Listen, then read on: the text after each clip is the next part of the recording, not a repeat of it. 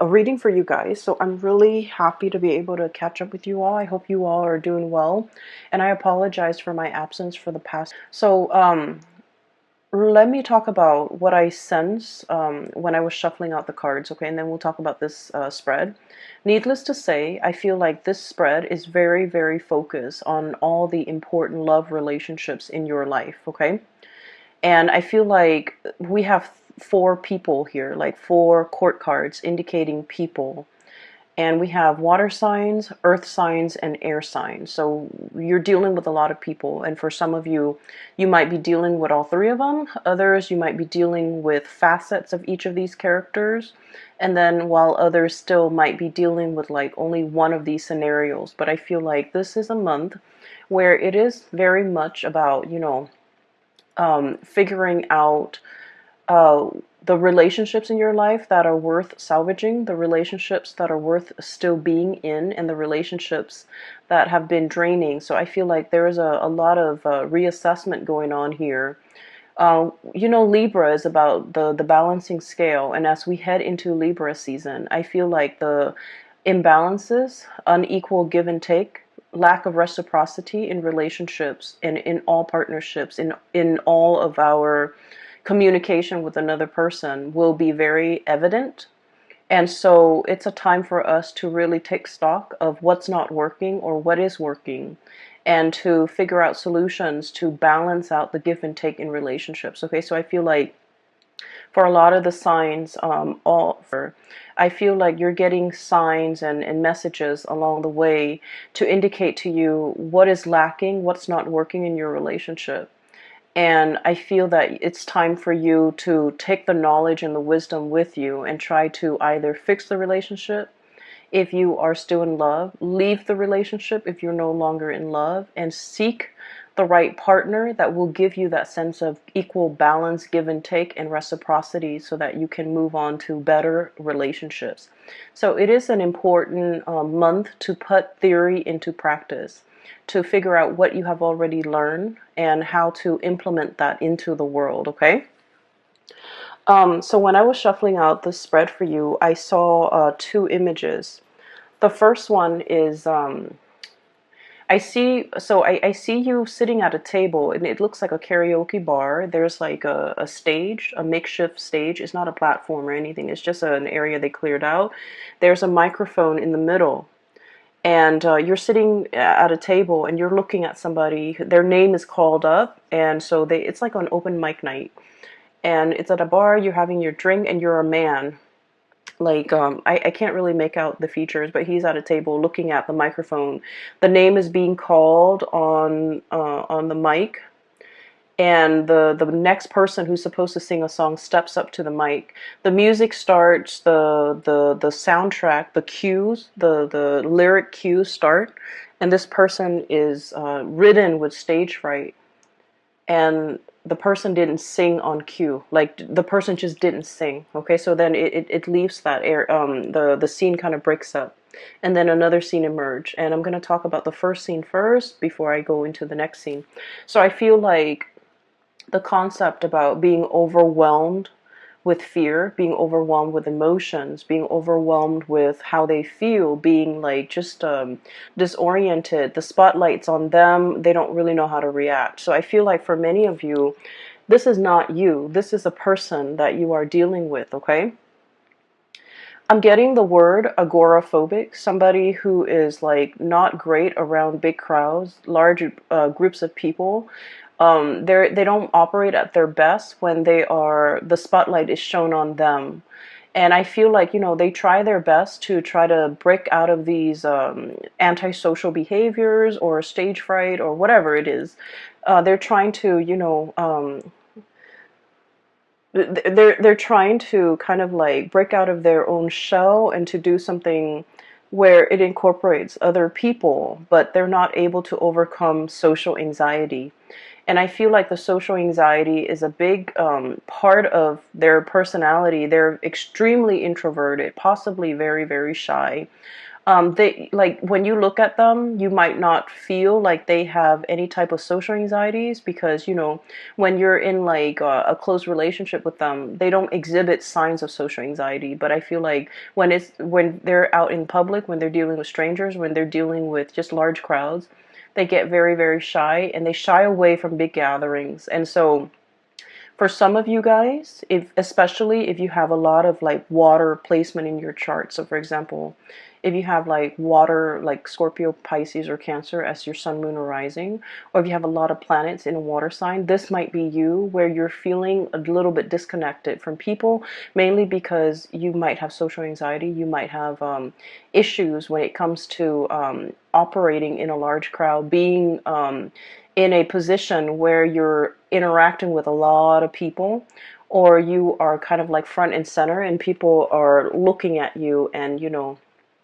all eyes are on you. It can feel very uncomfortable. And to a certain extent, most of us, I feel like the majority of people aren't great with like, public speaking always provokes like anxiety, but I feel like you're either dealing with somebody, or this is triggered in you in a situation that where you haven't experienced it in the past. So I feel something coming in, okay? I'm also getting the word tongue tie, stage fright, and tongue tie. Okay, so it could be either of those things.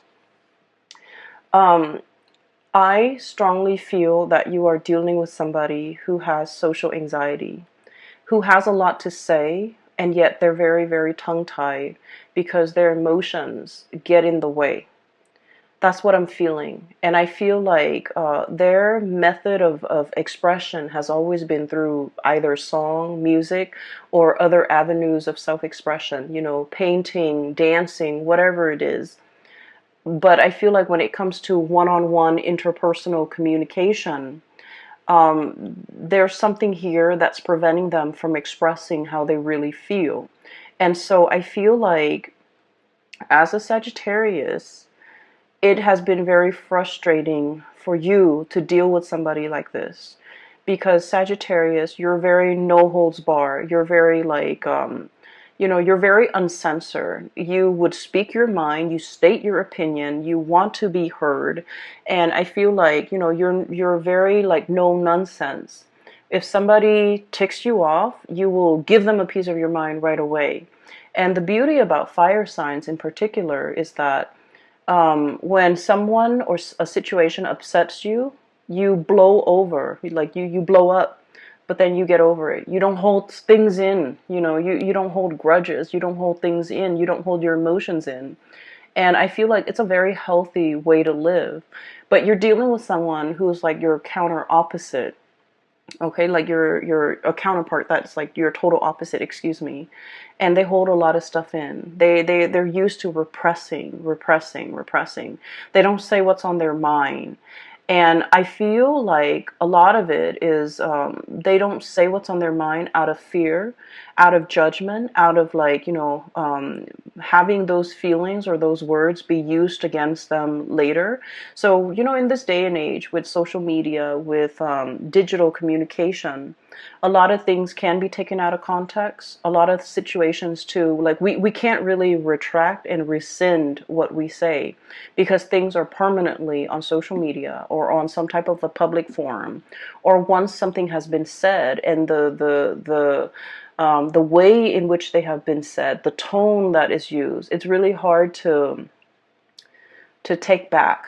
Okay, once we form a strong opinion and we verbalize that opinion, it's very, very difficult to take back. And so you're dealing with somebody who's aware of all of this. And so they're very calculated when it comes to the things that they say, how they communicate, what they communicate, and who they communicate these messages to. And from your perspective, you might feel like, oh my gosh, they are so cowardly. They are so they are so censored, they are so repressed, they are so scared, they don't know what they want. And so you run through the gamut, like these myriad of reasons why somebody or the other person might not, express how they feel. But I feel like yes, they might be all of those things, but the important thing is that they have been repressed for a very, very long time. That was like a survival mechanism.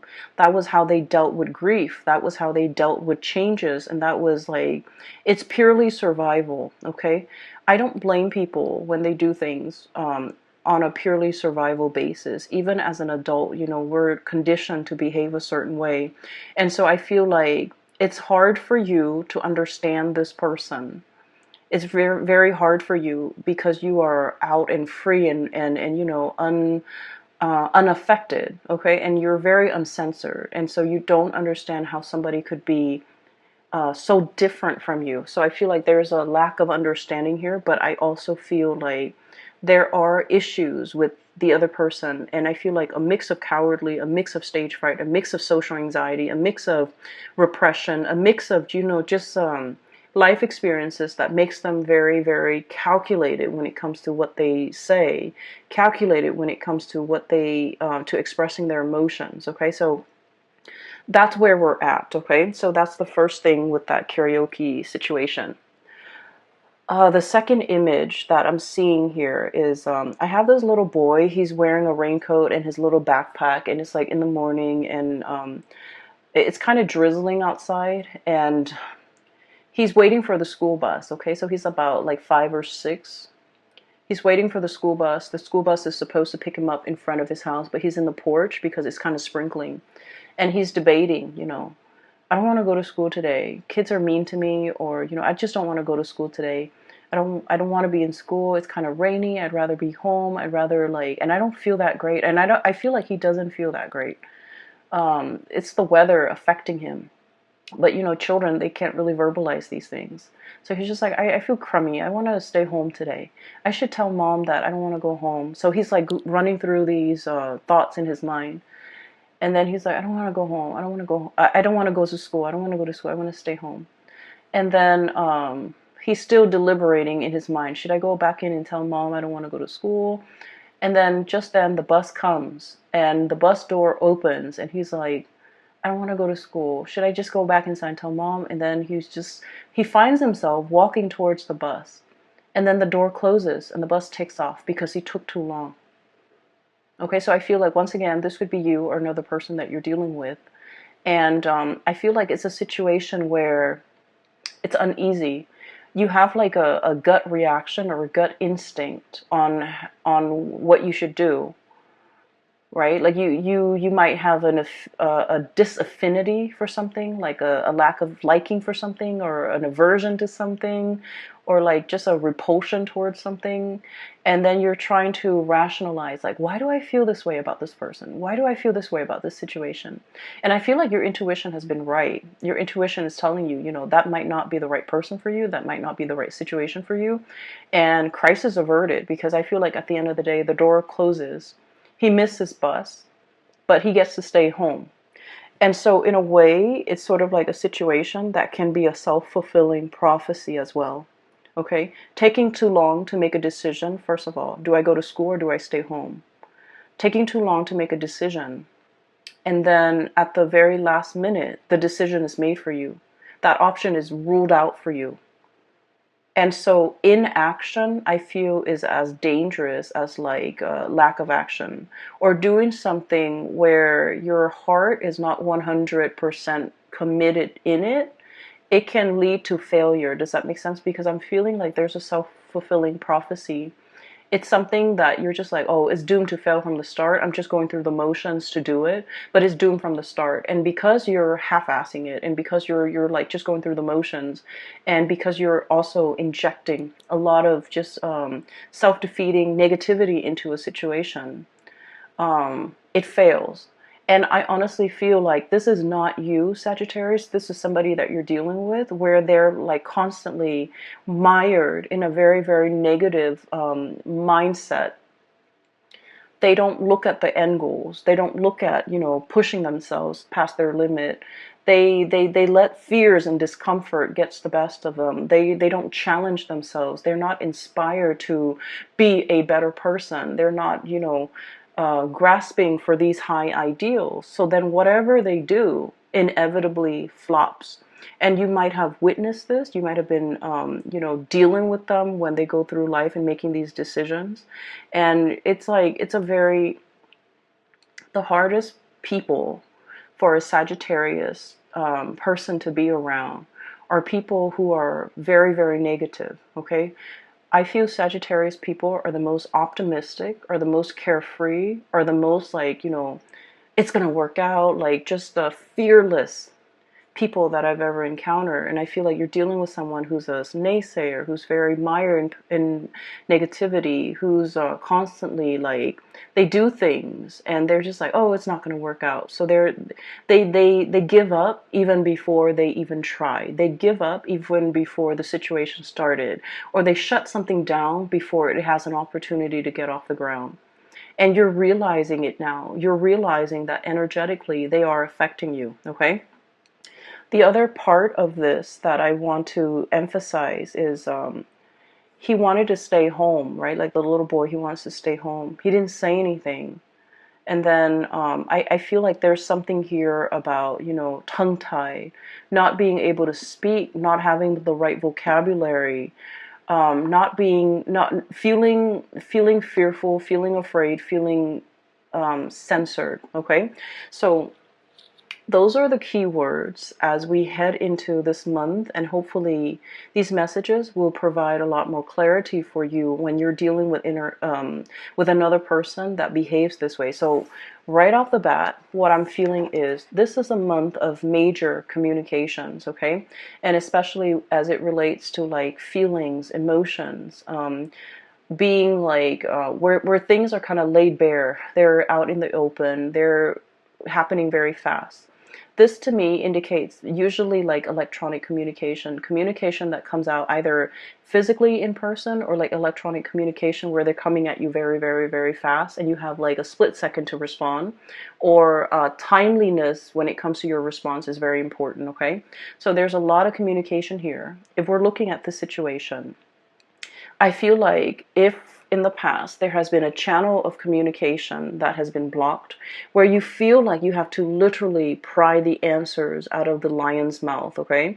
You have to like literally like pull out answers, command answers, or like demand it from another person. I feel like the floodgates are opening. So right off the bat, I feel like there's a situation where you are asking a lot of questions about to a person, or this is happening to you. And I feel like for many of you, if it has been, the past few months of like constantly communicating with someone, wanting clarity, wanting like certainty, wanting something solid and concrete, I feel like the floodgates are finally opening because you have been dealing with somebody who is very tongue-tied, who's very afraid, who is very calculated in the way that they communicate, in the way that they speak. And so I feel like you've been pushing it and pushing it and pushing it, and finally the floodgates open. You're getting the communication that you're looking for. What we have here is a really, really beautiful situation. We have here the Ace of Cups, and this is denoting to me new love, okay? This is like an opening up of the floodgates where feelings are finally expressed for the first time. You definitely have somebody who's coming into the picture, coming forward to make you an offer. And what I sense is you are always very courageous when it comes to being vulnerable, okay? Being vulnerable is like the hardest thing for anybody to do. You put your heart out there, you put your feelings out there, you made yourself known, you made yourself available. You know who you want to be with. And you have made that very, very clear from day one. I'm not playing games. I want this, and this is all that I want. And I feel like because you have been adamantly pursuing it, there's definitely somebody coming into the picture for reciprocity, to reciprocate this outpouring of love. Somebody who's very touched, who's very like, they might have been guarded in the past, but now they're in a position where they trust what you have to say, they trust your emotions, they trust your feelings. And they're still very much shy and trepidatious about making this big leap towards you, jumping in the water, enjoying this relationship even. but they're making an effort. Okay, so I feel like it's slow, but it is very steady. And then I also feel like there was a situation in the past where somebody was too strong with their emotions, and I feel like they were too strong, too direct, too fast, too soon. And I feel like the other person got really scared. And they've had some time to mull things over. And now they're coming back in to reciprocate, to have this conversation, to talk about things, to offer you. You know, they might say like, well, wait a minute, you're coming a little bit too strong, but I do like you. And I feel like, you know, let's take it slow. So I feel like there's somebody here who's wanting to slow things down, not because they don't feel the same way, but because they're rational. And I feel like, you know, they want to, they don't want to, their emotions to get the best of them. Okay, it's not a bad thing to slow things down, but I definitely see a situation where there is tremendous outpouring of love, and you're going to get that reciprocity between you and another person. The other person has been thinking about you. Okay, we have here deep in contemplation when it comes to matter of the hearts, the Queen of Cups. Deep contemplation. How is this going to work? How's the future going to look? How are we going to work together as a unit? Where are we going to live? What are we going to do? How do we navigate each other's energies? How do we live in the same space? How do we share resources? This is like serious contemplation. Okay, the Queen, she's rational.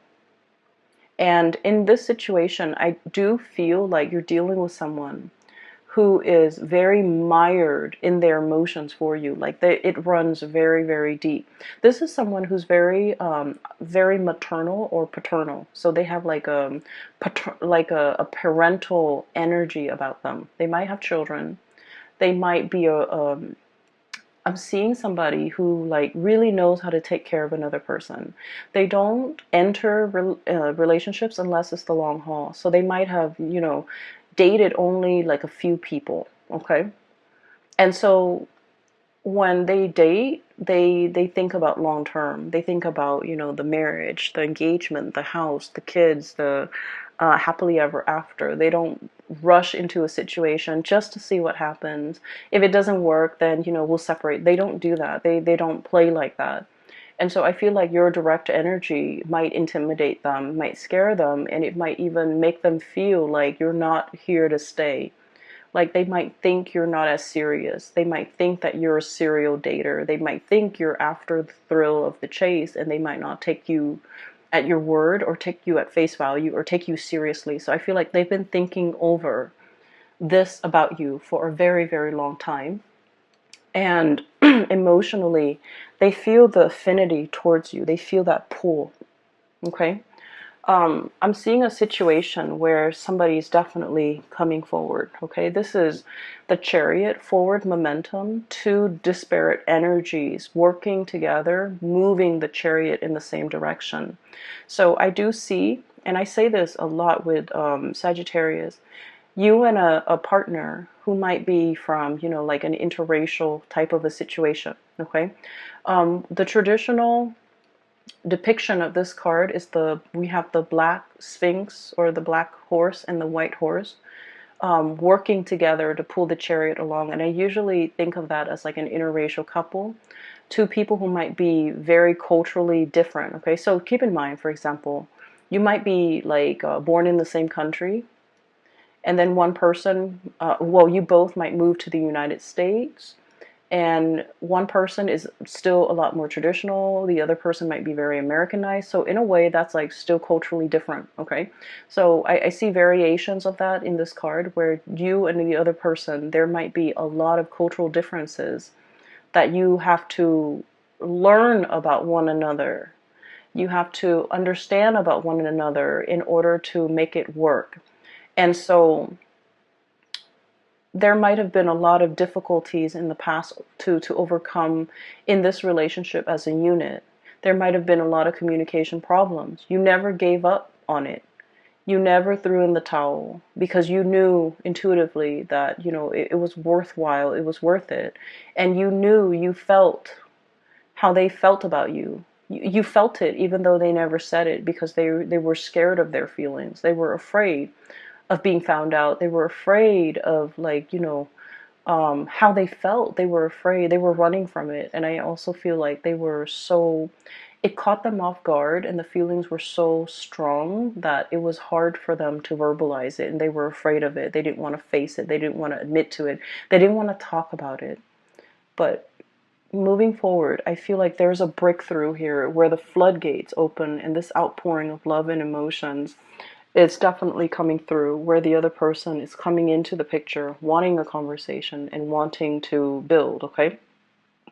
You have another character here, so that's, I see one person who's very afraid. And then I have another person who's very calculated with their words, with the things that they do. They're very measured with what they do. So this is one person here, and I see another person.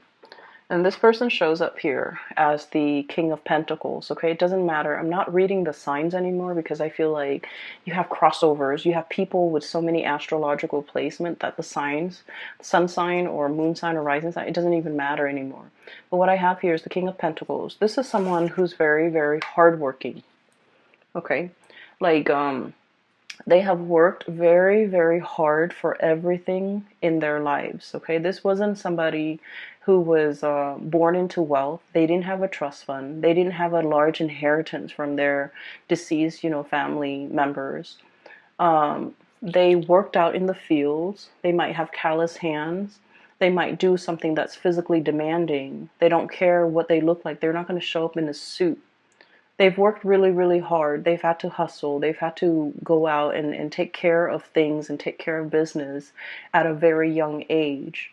And when you're deprived of a childhood, when you've had to grow up really, really fast, when your whole life was all about work and responsibilities, you can be very, very emotionally absent, right?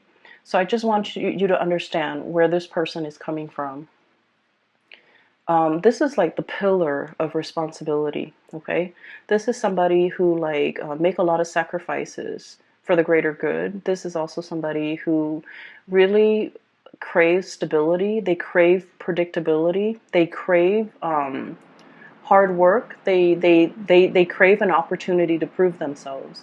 And so just imagine you're dealing with someone like that. And when they look at you, you're hot, fiery, and passionate. You're very unpredictable. You're very uncensored. You're very no holds bar. You're very impulsive as well, I feel.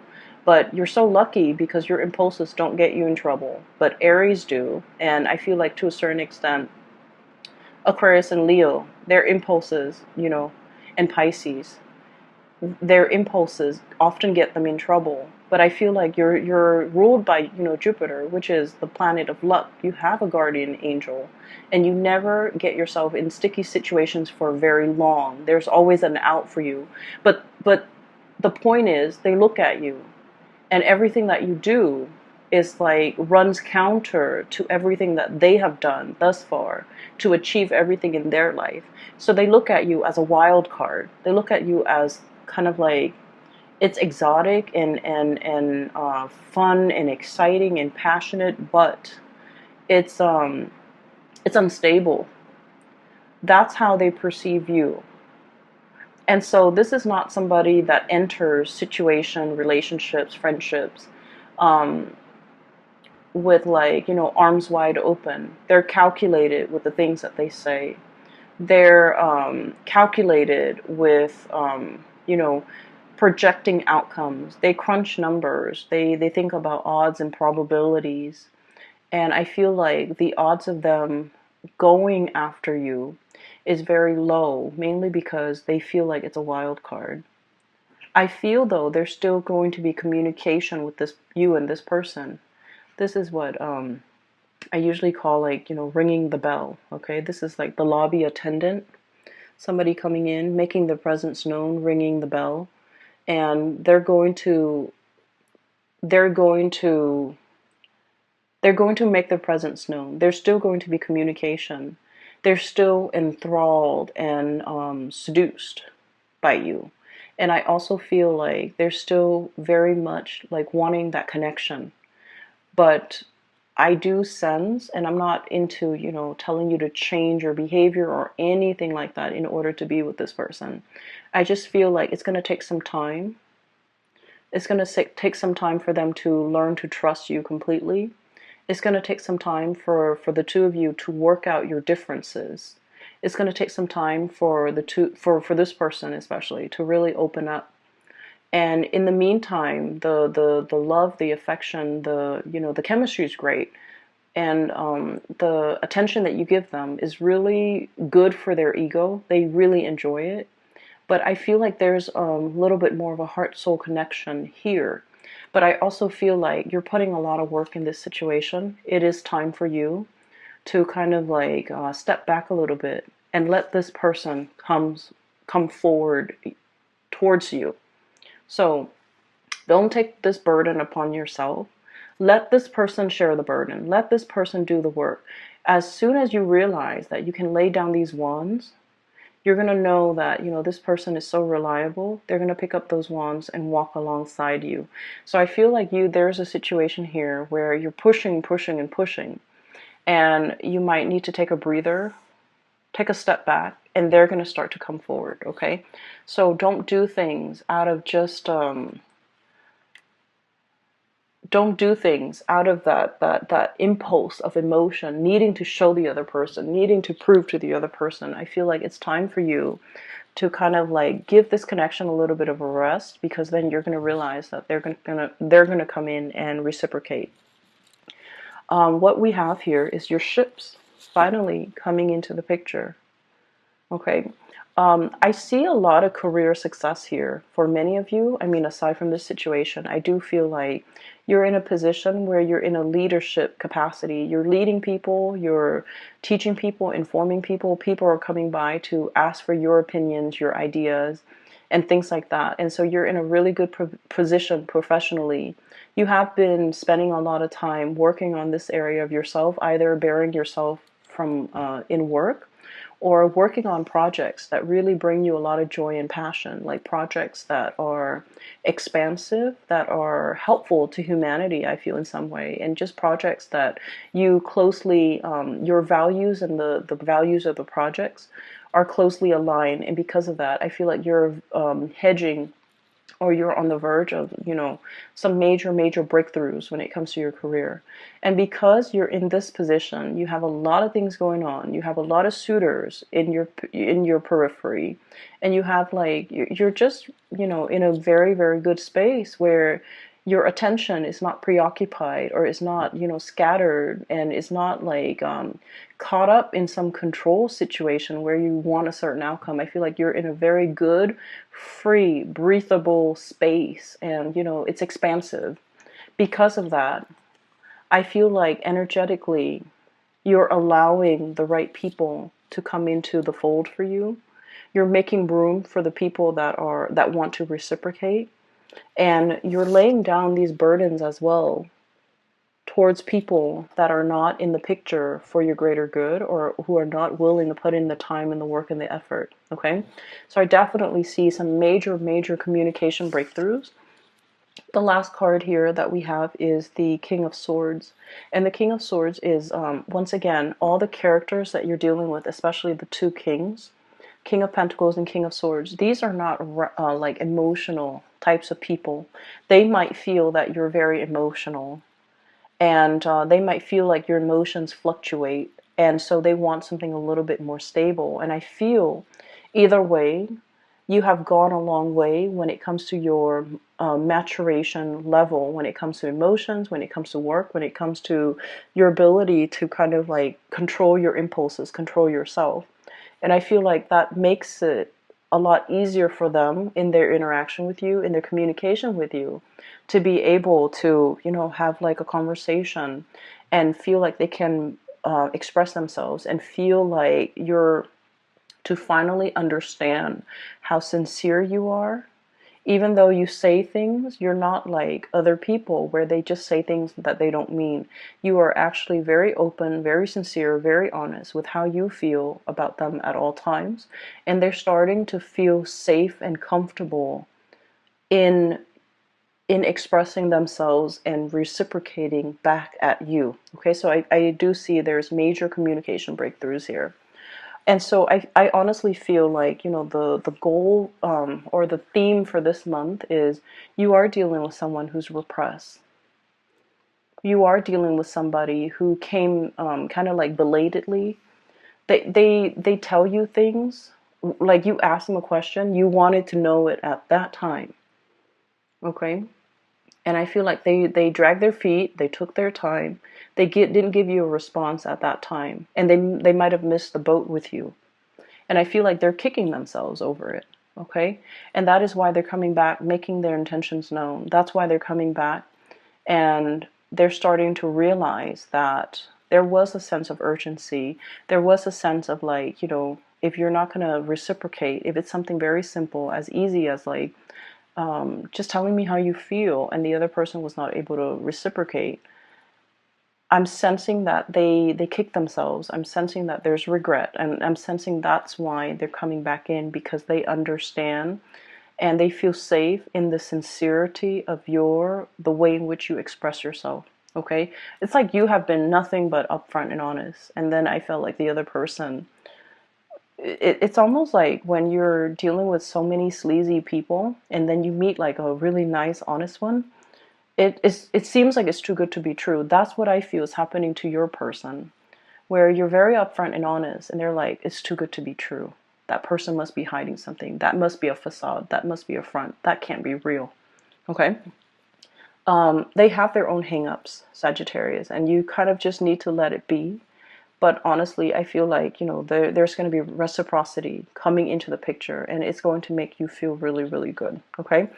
Know where you stand with people and know who's really important. Okay? For those who have been emailing me, I don't do private readings anymore. I do have a colleague.